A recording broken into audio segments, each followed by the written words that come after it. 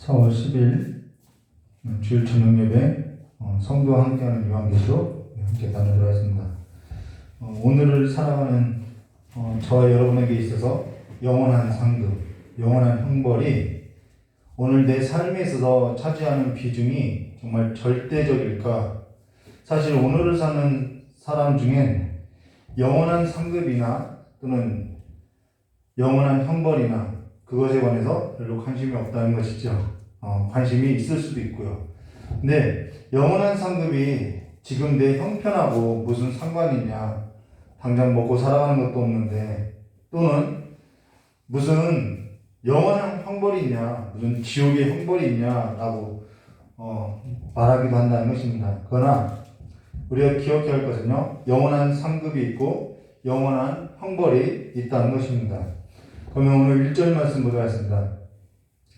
또 내가 보니 보라, 어린 양이 시온산에 섰고 그와 함께 14만 4천이 섰는데 그들의 이마에는 어린 양의 이름과 그 아버지의 이름이 쓴 것이 있더라 라고 여기 말하고 있는데요. 그들의 이마에는 어린 양의 이름과 그 아버지의 이름이 쓴 것이 있더라 라는 것은, 우리가 앞서 전에 그 이마라는 것은 무엇을 말하는 내면의 세계가 이마라고 했다는 것입니다. 사람의 얼굴이 다 이 이마에 드러난다는 것이죠.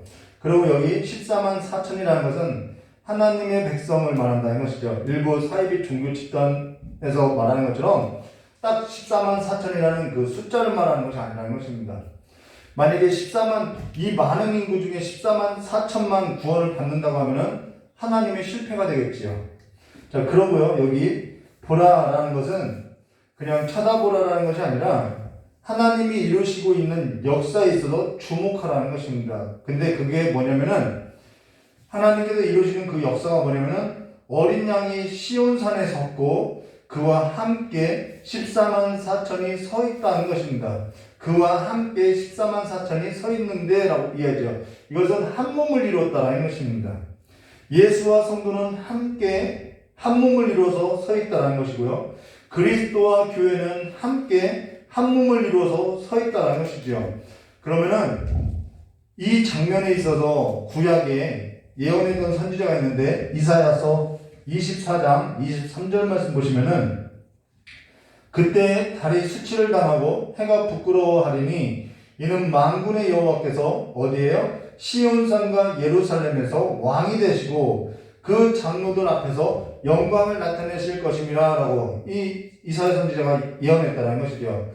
여기 시온산과 예루살렘에서 왕이 되고 라는 것은 그가 통치한다는 것입니다. 근데 그 통치가 뭐냐? 어린 양과 함께 하나님의 백성, 한 몸을 이룬 하나님의 백성이 시온산과 예루살렘에 함께 서 있고 함께 통치한다라는 거예요. 그러면은 어째서 어린 양이 이 14만 4천 명과 함께 서 있느냐? 우리가 전에 저와 여러분이 계시록 12장 13절부터 17절에 용이 여자에게 분노하여 돌아가서 그 여자의 남은 자손, 곧 하나님의 계명을 지키며 예수의 증거를 가진 자들과 더불어 싸우려고 어디에 서 있냐면 바다 모래 위에 서 있더라라고 했다는 것입니다. 그리고 지난 설교에 계시록 13장 1절과 18절에 바다와 땅에서 두 짐승이 올라왔는데, 이 두 짐승은 용에게 권세를 받아서 누구와 싸우려고 했냐면 성도들과 싸우고 성도들을 비방하더라는 것이죠. 그리하여서 내가 보니 보라, 어린 양이 시온산에 앉아 계신 것이 아니라 서 있다라는 것입니다. 서 있고 그와 함께 14만 4천이 서 있는데 그들의 이마에는 어린 양의 이름과 그 아버지의 이름이 쓴 것이 있더라라는 것은, 지난 설교에 보면요, 이마에 짐승의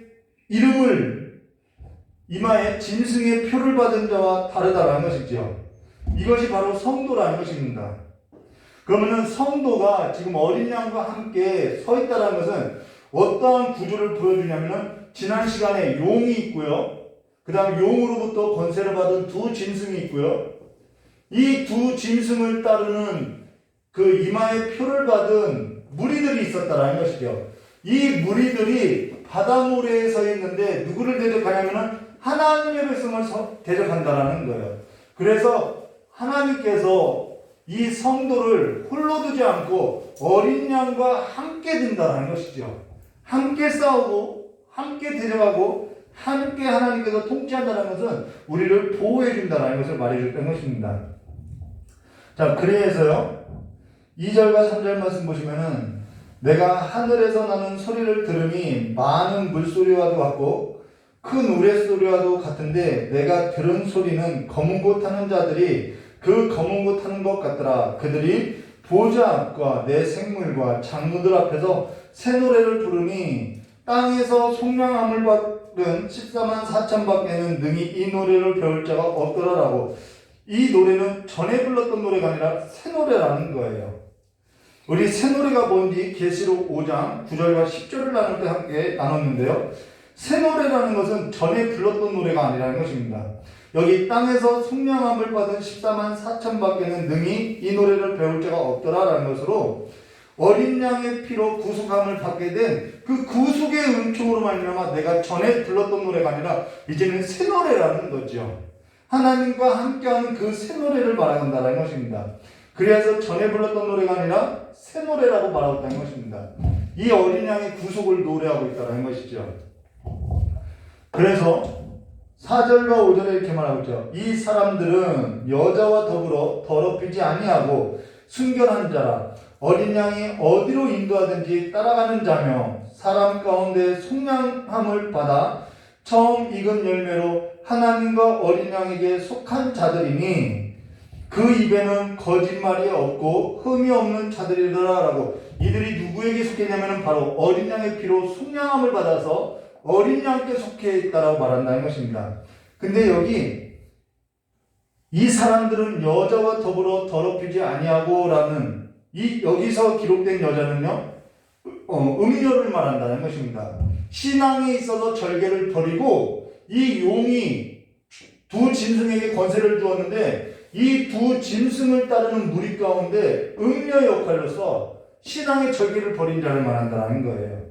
자, 그러고 나서 6절과 12절 말씀 보시면은 이 구주로 말한다면 이제는 새 천사가 나오는데 이 새 천사가 이 구주 속에서 전하는 말이 있다는 것입니다. 그 말에 있어서 보면요 6절과 7절 또 보니 다른 천사가 공중에 날아가는데 땅에 거하는 자들 곧 모든 민족과 족속과 방언과 백성에게 전할 영원한 복음을 가졌더라. 첫째 천사는 영원한 복음을 가졌다라고 이야기하고 있어요. 근데 여기 영원한 복음이 뭐냐? 그 영원한 복음이란 왜 그냥 복음이라고 할 수 있는데 왜 영원한 복음이라고 했냐면요. 이것은 우리의 전 존재를 걸어도 아깝지 않은 전 우주적인 역사이기 때문에 영원한 복음이라고 했다라는 거예요. 그래서 앞서서 보라라는 것은 단지 쳐다보라라는 것이 아니라 전 우주적인 역사에 있어서 하나님께서 이루실 일에 있어서 주목하고 보고 거기에 인생을 걸라라는 것을 말해주겠다는 것입니다. 그래서 어디에 인생을 걸어야 하는지를 이 구조를 통해서 말해주겠다는 것이죠. 그것이 영원한 복음이라는 것입니다. 그러고 나서 그러면은 그 영원한 복음의 내용이 뭐냐면은 7절 말씀이 나왔죠. 첫째, 하나님을 두려워하라는 거예요. 그리고 나서 둘째는 그에게 영광을 돌리라는 것이죠. 그러고 나서 셋째는 그의 심판이 가까웠다 이것이라는 것입니다. 그것이 영원한 복음의 내용이라는 것이죠. 자, 그러고 나서 앞서 이마에 짐승의 이름이 있는 자와 이마에 짐승으로부터 표를 받은 자와 이마에 어린 양의 이름과 아버지의 이름이 있는 자의 삶에 있어서 대조적으로 보이면서 무엇을 보여주냐면 이들의 삶이 전 우주적인 역사에서도 어떠한 결말을 맞이하게 될 것인지를 보여주고 있다는 거예요. 자, 그러고 나서 8절 이렇게 말하죠. 또 다른 천사가 곧 둘째가 그 뒤를 따라 말하되 무너졌도다 큰 성 바벨론이여. 이 바벨론은 누가 통치하는 나라냐면은 바로 용이 통치하는 나라로서 보여주고 있다는 것입니다. 바벨론이여 모든 나라에게 그의 음행으로 말미암아 진노의 포도주를 먹이던 자로다 하더라. 두 번째 천사가 그 뒤를 따라와서 뭐라고 했냐면은 무너졌도다 무너졌도다 큰 성 바벨론이여 라고 말하겠습니다. 여기 큰 성 바벨론이여 라는 것은 하나님의 백성을 핍박한 나라를 말하죠. 그러고 지금 이 글을 작성할 때는 로마 시대라는 것입니다. 그래서 이 큰 성 바벨론은 당시에는 로마를 지칭했는데 이 큰 성 바벨론하고 로마의 공통점이 뭐냐면은 시온산, 바로 이 어린 양이 서 있는 이 시온산과 예루살렘 성을 직접적으로 파괴했다는 것입니다. 그건 되게 역사적으로 중요한 사건이죠. 그래서 큰 성 바벨론이 멸망한 것 같이 로마도 반드시 멸망하게 될 것이다 라고 말했고, 실제로 로마는 역사 속에서 사라졌다는 것입니다. 그러고 나서 우리 보면요, 어린 양이 시온산에 섰고 그와 함께 14만 4천이 서 있는데 라는 것과 같이 그가 그의 성도들과 함께 오늘까지도 계속해서 싸우고 앉아 계시는 것이 아니라 서 있다라는 것입니다. 함께 한다라는 것이죠. 그러고 나서 9절과 12절 이렇게 말하죠. 또 다른 천사, 이번 세 번째 천사죠. 곧 셋째가 그 뒤를 따라 큰 음성으로 이르되, 이 셋째 천사가 결론을 말해주는 거예요. 첫째 천사는 영원한 복음에 있어서 말하고, 두 번째 천사는 이 어린 양에 속하지 않은 무리에 있어서 심판을 선언하고, 세 번째 천사는 이 전체에 대한 결론으로서 이야기하는데요. 9절 말씀 보면은 또 다른 천사 곧 셋째가 그 뒤를 따라 큰 음성으로 이르되, 만일 누구든지 짐승과 그의 우상에게 경배하고 이마에나 손에나 표를 받으면 그도 하나님의 진노의 포도주를 마시리니 그 진노의 잔에 섞인 것이 없이 부은 포도주라. 그 진노의 잔에 섞인 것이 없이 부은 포도주라는 것은 이거 완전히 100% 하나님의 진노가 완전히 쏟아진 삶을 말한다는 것입니다. 거룩한 천사들 앞과 어린 양 앞에서 불과 유황으로 고난을 받으리니 그 고난의 연기가 세세토록 올라가리로다. 짐승과 그의 우상에게 경배하고 그 이마에 표를 받은 자는 누구든지 받나 쉼을 얻지 못하리라 하더라라고. 여기서 짐승과 그 우상에게 경배하고 그 이름에 표를 받는 자는 666 우리가 보았죠. 표를 받는 자는 누구든지 받나 쉼을 얻지 못한다라는 것은 영원한 안식에 들어올 수 없다라는 것을 말해주고 있다는 것입니다. 영원한 심판, 영원한 형벌을 말하고 있다는 거예요. 그래서 요즘 자유주의 신학자들이 말하는 것처럼 무슨 영원한 형벌이 있냐, 무슨 지옥이 있냐, 이것은 잘못된 거라는 거예요. 그러고 나서 12절 이렇게 말하죠. 성도들의 인내가 여기 있으니 그들은 하나님의 계명과 예수에 대한 믿음을 지키는 자니라라고 말한다는 것입니다. 믿음은요, 선물이에요. 하나님이 우리에게 선물을 주신 거죠. 근데 그 믿음은 지켜나가는 거라는 것입니다. 유지해야 하는 거라는 거예요. 그냥 버리고 살아가는 것이 아니라는 것이죠.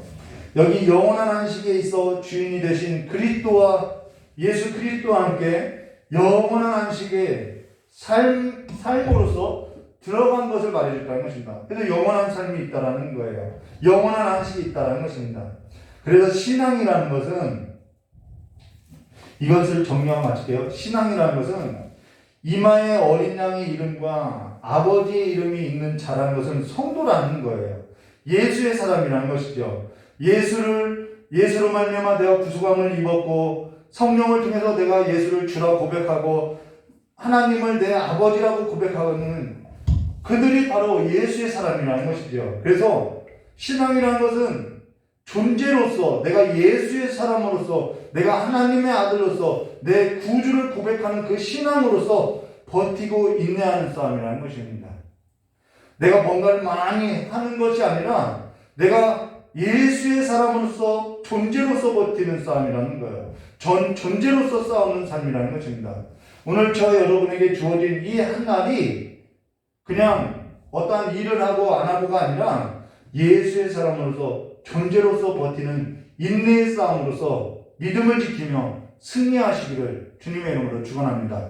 이 시간 우리 이경민 목사님 나오셔서 기도해 주시고 다 같이 자유롭게 기도하도록 하겠습니다.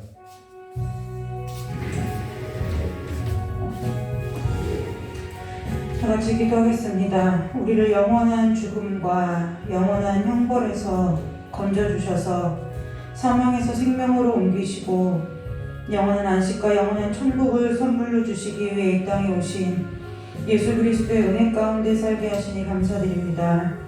하나님 아버지, 우리의 삶이 이 땅에서 썩어지고 쓸모없는 일에 힘쓰고 애쓰는 삶이 아니라 정말 주님께서 우리를 위해 예비해 주신 영원한 안식과 또 영원한 생명을 얻기 위해 힘쓰고 애쓰며 믿음의 경주를 온전히 달려가는 모든 성도들 다 될 수 있도록 주님, 우리의 마음을 아버지 깨우쳐 주시고 우리의 심령을 채찍질하여 주셔서 주 앞에 주님을 표대 삼고 주님을 만나는 그날까지 이 땅에서 믿음의 싸움을 게을리하지 아니하는 말뿐인 성도들이 아니라 경건의 능력을 가진 그리스도인으로서 성도로서의 삶을 살아내는 우리 귀한 성도들 다 될 수 있도록 주께서 축복하여 주시기를 간절히 원하오며 거룩하고 존귀하신 예수 그리스도의 이름으로 감사하며 기도드리옵나이다. 아멘. 자유로 기도하고 돌아가도록 하겠습니다.